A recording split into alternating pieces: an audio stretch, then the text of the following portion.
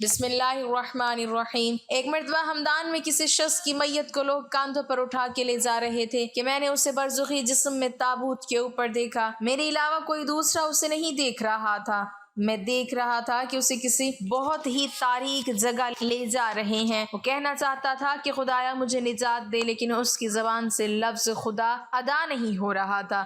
میں اسے جانتا تھا، وہ بہت ہی ستمگر حاکم تھا۔ وہ لوگوں کو التماس کر رہا تھا کہ اسے نہ لے جائیں۔ ایسے حالات اس کو پیش آئے کہ ہم اسے درک نہیں کر سکتے ہیں۔ درد بھرے لمحات اور حیرانی کا ایک عجیب عالم ہے۔ پہلی رات وہی ہے جس میں میت دفن ہوتی ہے۔ قیامت کے برخلاف برزخ میں ٹھیک اسی دنیا کی طرح دن رات ہوتے ہیں، لیکن قیامت میں سورج، چاند، دن اور رات کا تصور ہی ختم ہو جاتا ہے، جبکہ برزخ میں ابھی بھی دن رات ہے۔ قرآن کریم میں فرعونیوں کے بارے میں آیا ہے کہ صبح شام ان پر آگ برسائی جاتی ہے۔ امام صادق علیہ السلام فرماتے ہیں، یہ آیت برزخ کے بارے میں ہے کہ صبح شام کا ذکر کیا ہے، چونکہ قیامت میں دن رات کا تصور نہیں ہے۔ برزخ میں انسان کسی دوسری دنیا سے واقف ہو جاتا ہے، نئے نئے لوگوں سے ملاقات ہوتی ہے، اور پہلی رات اس عالم کی پہلی رات ہے۔ اپنے تمام تر ڈر اور خوف کے باوجود تاریک بھی ہے۔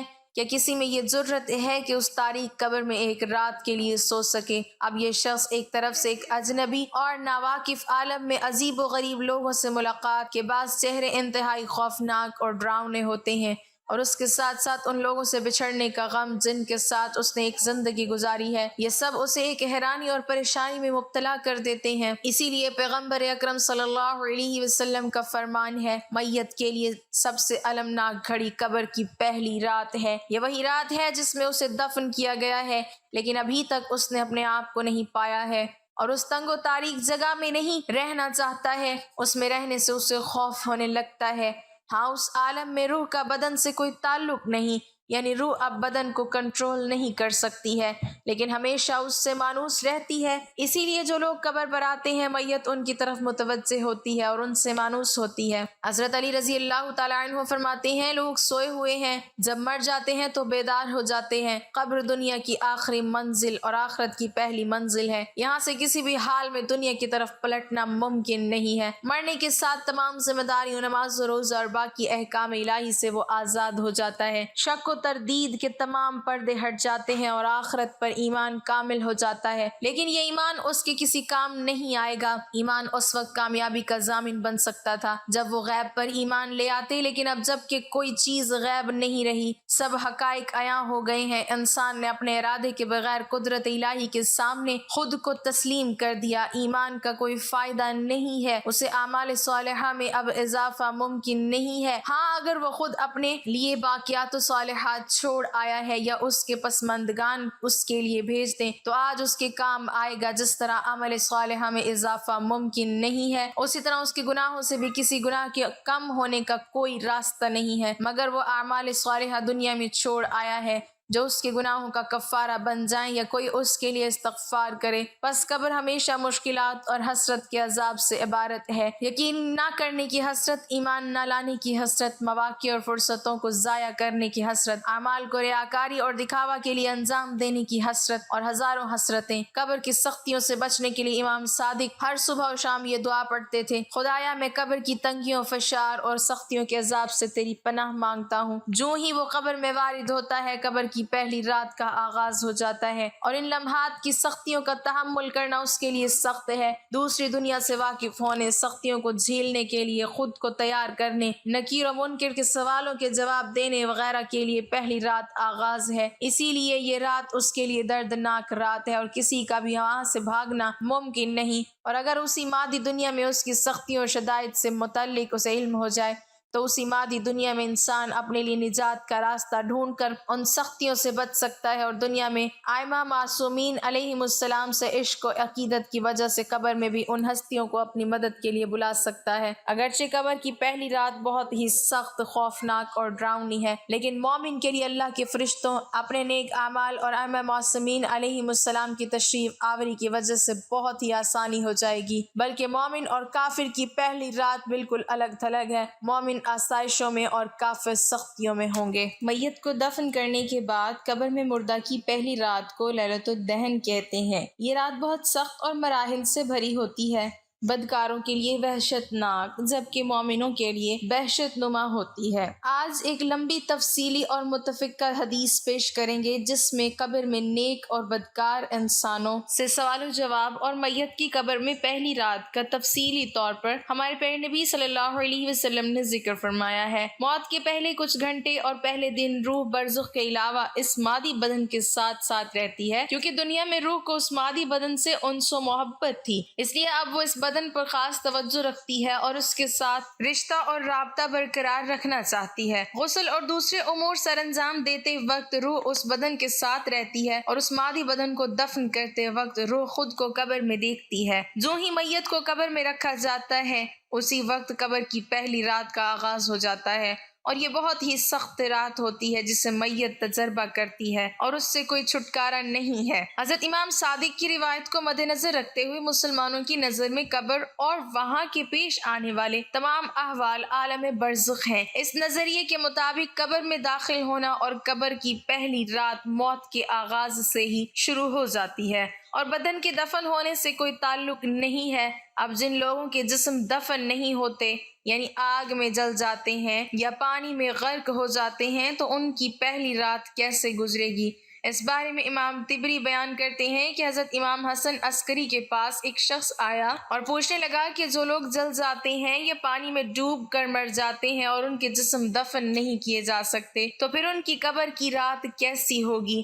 آپ فرمانے لگے، مرنے کے بعد کی حالت کا نام قبر ہے، چاہے مرنے والا جل جائے، دریا میں غرق ہو جائے، کوئی شیر وغیرہ نگل جائے، اس قبر کی کیفیت، عذاب و انعام کی کیفیت ہمیں نہیں بتائی گئی ہے، بس جس قدر ہمیں بتایا گیا ہے۔ اس لیے قبر کی نعمتیں یا تکلیفیں کیسے ملیں گی، اس کے بارے میں سوال کرنا بے سود ہے۔ سمجھنے کے لیے اتنا کافی ہے کہ رات میں جب ہم خواب دیکھتے ہیں تو اس میں ہم کہیں جا رہے ہیں، کسی سے بات چیت کر رہے ہیں، تو جسم ہمارے بستر پر ہوتا ہے اور روح کا تعلق ٹہلنے، کسی سے بات چیت کرنے سے ہوتا ہے۔ اسی طرح روح جو علیین میں چلی جاتی ہے اور جسم قبر میں رہتا ہے تو ان دونوں کا لگاؤ اسی خواب کی طرح ہوتا ہے۔ جسم کہاں ہوتا ہے وہ اللہ ہی کو معلوم ہے۔ اب بات کرتے ہیں قبر کی پہلی رات کیسی ہوگی۔ حضرت برا بن عازب رضی اللہ تعالیٰ عنہ بیان کرتے ہیں کہ ہم حضور پاک صلی اللہ علیہ وسلم کے ساتھ ایک انصاری کے جنازے میں شریک ہوئے۔ ہم جب قبر پہنچے تو لحد تیار نہیں ہوئی تھی۔ لحد تیار ہو رہی تھی کہ ہم حضور اقدس صلی اللہ علیہ وسلم کے پاس بیٹھ گئے، جو کہ میت کے سرہانے بیٹھے تھے۔ ہم نے دیکھا کہ آپ صلی اللہ علیہ وسلم کبھی آسمان کی طرف دیکھتے ہیں اور کبھی لحد کے اندر دیکھتے ہیں جو کہ تیار ہو رہی تھی۔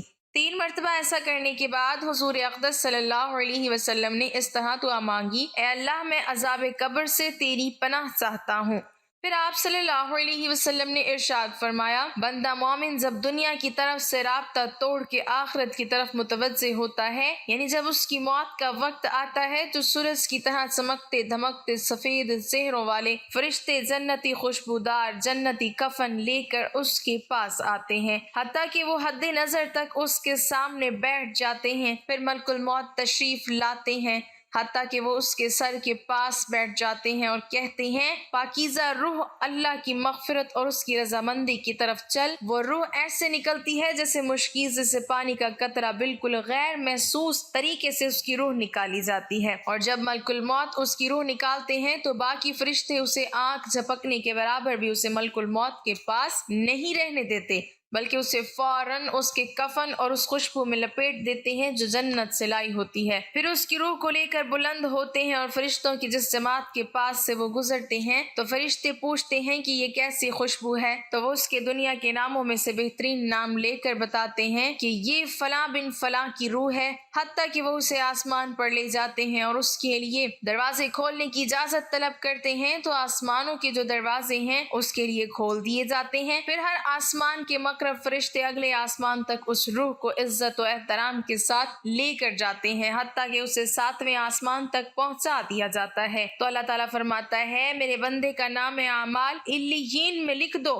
علیین اور سجین یہ 2 مقامات ہیں۔ ایمان والوں کی روحیں جو ہیں علیین میں ان کا نام اعمال لکھا جاتا ہے، اور جو منافقین ہیں، مجرم ہے، سجین میں لکھا جاتا ہے۔ سورۃ المطففین آیت نمبر 83 پارہ نمبر 30 کے اندر، اور اسے واپس دنیا کی طرف لے جاؤ کہ میں نے انہیں اسی دنیا میں پیدا کیا اور اسی میں انہیں لوٹاؤں گا اور پھر دوبارہ اسی سے نکالوں گا، پھر اس کی روح اس کے جسم کی طرف لوٹا دی جاتی ہے۔ لیکن یہ لوٹنا دنیا کا لوٹنا نہیں ہوگا، یعنی وہ لوٹنے کے بعد یہ بات نہیں ہے کہ قبر میں بیٹھ جائے گا، ہمیں نظر آئے گا، یہ سب کچھ برزخی معاملات ہوں گے۔ آیت نمبر 42 کے تحت کہ نیند کی حالت میں بھی انسان کی روح قبض ہوتی ہے، لیکن اس کو چٹکی کاٹیں تو وہ جاگ اٹھتا ہے، روح کا تعلق بھی رہتا ہے اس حالت میں۔ بالکل اسی طریقے سے یہ مختلف لائف ہے۔ برزخ کی پھر 2 فرشتے اس کے آس پاس آتے ہیں جو اس کی قبر میں اسے بٹھا کر پہلا سوال کرتے ہیں، تیرا رب کون ہے؟ من ربک؟ وہ کہتا ہے ربی اللہ، میرا رب اللہ ہے۔ دوسرا سوال پوچھتے ہیں، تیرا دین کیا ہے؟ ما دینک؟ تیرا دین کیا ہے؟ وہ کہتا ہے کہ میرا دین اسلام ہے۔ پھر پوچھتے ہیں کہ وہ آدمی جو تم میں مبعوث کیے گئے وہ کون ہے؟ تو وہ کہتا ہے وہ اللہ کے رسول محمد صلی اللہ علیہ وسلم ہے۔ اب جب وہ 3 سوالوں کے جواب دیتا ہے تو فرشتے چوتھا سوال اس سے پوچھتے ہیں، تمہیں کیسے پتا چلا؟ ان 3 سوالوں کے جواب تمہیں کیسے آئے؟ وہ کہتا ہے میں نے اللہ کی کتاب پڑھی تھی، میں اس کتاب پر ایمان لایا اور میں نے اس کے حق میں ہونے کی تصدیق کی۔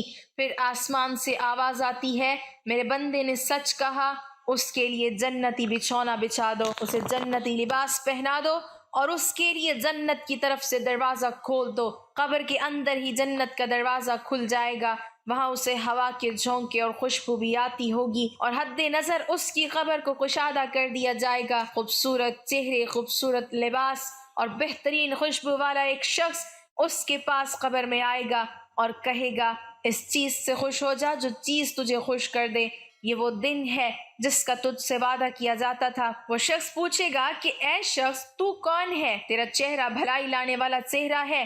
وہ جواب دے گا میں تیرا عمل صالحہ ہوں، یعنی نیک اعمال۔ ایک خوبصورت شخص کی شکل میں اس کی قبر میں آئے گا تو پھر وہ شخص کہے گا اے اللہ، اے میرے رب، جلدی کر، فوراً قیامت قائم فرما دے حتیٰ کہ میں اپنے اہل و عیال کی طرف چلا جاؤں۔ یعنی مومن کہے گا اے اللہ جلدی قیامت آئے، مجھے میرے اعمال کا بدلہ ملے، مجھ سے انتظار نہیں ہوتا، فوراً قیامت آ جائے۔ جب کافر، مجرم اور بدکار مسلمان شخص دنیا سے جاتا ہے تو آپ صلی اللہ علیہ وسلم نے فرمایا سیاہ چہروں والے فرشتے نازل ہو کر تا حد نگاہ اس کے پاس بیٹھ جاتے ہیں۔ پھر موت کا فرشتہ کہتا ہے کہ اے خبیث روح، چل اب اللہ کے غضب اور ناراضگی کی طرف۔ یہ سن کر روح چھپنے کی کوشش کرتی ہے اور پورے جسم میں پھیل جاتی ہے تو وہ ملک الموت اس طرح اسے کھینچتا ہے جیسے لوہے کی سلاخ کو گیلے خون میں سے کھینچا جاتا ہے، اس کی نسیں اور پٹھے ٹوٹ پھوٹ جاتے ہیں، اس کی حالت ایسے ہو جاتی ہے جیسے دھنی ہوئی روئی میں سے کانٹے دار چھڑی نکالیں تو روئی کے گالے اس پہ پیوست ہو جاتے ہیں۔ پھر ملک الموت سے باقی فرشتے اس کی روح کو لے کر پلک جھپکنے کے برابر بھی وہاں رہنے نہیں دیتے، حتیٰ کہ وہ اسے بالوں سے بنے ہوئے کمبل میں لپیٹ لیتے ہیں اور اس سے زمین کے مردار سے نکلنے والی انتہائی بری بدبو نکلتی ہے۔ وہ اسے لے کر اوپر چڑھتے ہیں تو وہ فرشتوں کی جس جماعت کے پاس سے گزرتے ہیں تو فرشتوں کی جماعتیں کہتی ہیں یہ کیسی خبیث روح ہے؟ وہ کہتے ہیں یہ فلاں بن فلاں کی روح ہے، اور وہ اس کا دنیا کا انتہائی کبیر نام لے کر بتاتے ہیں، حتیٰ کہ اسے آسمانی دنیا تک لے جایا جاتا ہے۔ اس کے لیے دروازے کھولنے کے لیے درخواست کی جاتی ہے تو آسمان کے دروازے اس کے لیے نہیں کھولے جاتے۔ پھر رسول اللہ صلی اللہ علیہ وسلم، ہم نے سورۃ الاعراف کی آیت 40 پڑھی کہ ان کے لیے آسمانوں کے دروازے نہیں کھولے جائیں گے، وہ جنت میں داخل بھی نہیں ہوں گے حتیٰ کہ اونٹ سوئی کے سوراخ سے گزر جائے گا۔ یہ سورۃ الاعراف کی آیت آپ صلی اللہ علیہ وسلم نے پڑھی۔ پھر آپ صلی اللہ علیہ وسلم نے فرمایا کہ اللہ تعالیٰ فرماتا ہے اس خبیث روح کا نامہ اعمال سب سے نچلی کتاب سے جین میں لکھ دو، پھر اس کی روح کو شدت کے ساتھ کھینچا جاتا ہے۔ پھر آپ صلی اللہ علیہ وسلم نے فرمایا ہم نے یہ آیت تلاوت فرمائی سورۃ الحج کی، جو شخص اللہ کے ساتھ شرک کرتا ہے گویا وہ آسمان سے گر پڑا تو پرندے اسے اچک کر لے جائیں یا کسی دور جگہ پر پھینک دے۔ حضور صلی اللہ علیہ وسلم نے فرمایا پھر اس کی روح کو وہیں سے نیچے پھینک دیا جاتا ہے اور وہ اپنے جسم میں آ کر گرتی ہے اور 2 فرشتے اس کے پاس آ کر اس سے پوچھتے ہیں تیرا رب کون ہے؟ اب اس سے بھی سوال ہوتا ہے، وہ حیرت زدہ ہو کر کہتا ہے ہائے افسوس، ہائے افسوس، میں نہیں جانتا، میں نہیں جانتا۔ پھر پوچھتے ہیں تیرا دین کیا ہے؟ وہ پھر حیرت زدہ ہو کر کہتا ہے ہائے افسوس، ہائے افسوس، میں نہیں جانتا، میں نہیں جانتا۔ پھر اس سے پوچھتے ہیں کہ جو شخص تم میں مبعوث کیے گئے وہ کون تھے؟ تو وہ کہتا ہے ہائے افسوس، ہائے افسوس، میں نہیں جانتا، میں نہیں جانتا۔ پھر آسمان سے آواز آتی ہے اس نے جھوٹ بولا، اس کے لیے جہنم کا بچھونا بچھا دو۔ اور بخاری میں الفاظ ہیں اس کے جواب میں فرشتے پھر اس سے چوتھا سوال کیا کرتے ہیں اور تو نے خود پڑھ کر سمجھنے کی کوشش کیوں نہیں کی؟ یا جو لوگ سمجھے ہوئے تھے، کتاب و سنت پر چلنے والے لوگ تھے، ان کے ساتھ تو کیوں نہیں چلا؟ اللہ تعالیٰ فرماتا ہے اس کے لیے جہنم میں بچھونا بچھا دو اور جہنم کی طرف ایک دروازہ کھول دو، وہاں سے گرمی اور گرم ہوا اس کی قبر میں آتی رہے گی۔ اس کی قبر کو اس قدر تنگ کر دیا جائے گا کہ اس کی پسلیاں ایک دوسرے کے اندر داخل ہو جائیں گی، اور ایک قبیح چہرے والا شخص قبیح لباس میں، انتہائی بدبودار لباس میں اس کے پاس آئے گا اور اس سے کہے گا تمہیں ایسی چیزوں کی بشارت ہو جو تمہیں غم زدہ کر دیں، یہ تیرا وہ دن ہے جس کا تجھ سے وعدہ تھا۔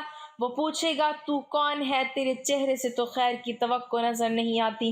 وہ جواب دے گا میں تیرا خبیث عمل ہوں جو تو دنیا میں کیا کرتا تھا۔ پھر وہ کہتا ہے اے میرے رب قیامت قائم نہ کرنا، اے میرے رب قیامت قائم نہ کرنا۔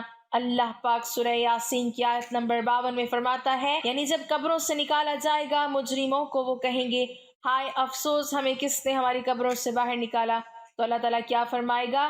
یہی ہے جس کا وعدہ رحمان نے کیا تھا اور رسولوں نے سچا کہا تھا۔ اللہ پاک ہمیں بہتر عمل کرنے کی توفیق عطا فرمائے اور ہمارا خاتمہ ایمان پر فرمائے، آمین۔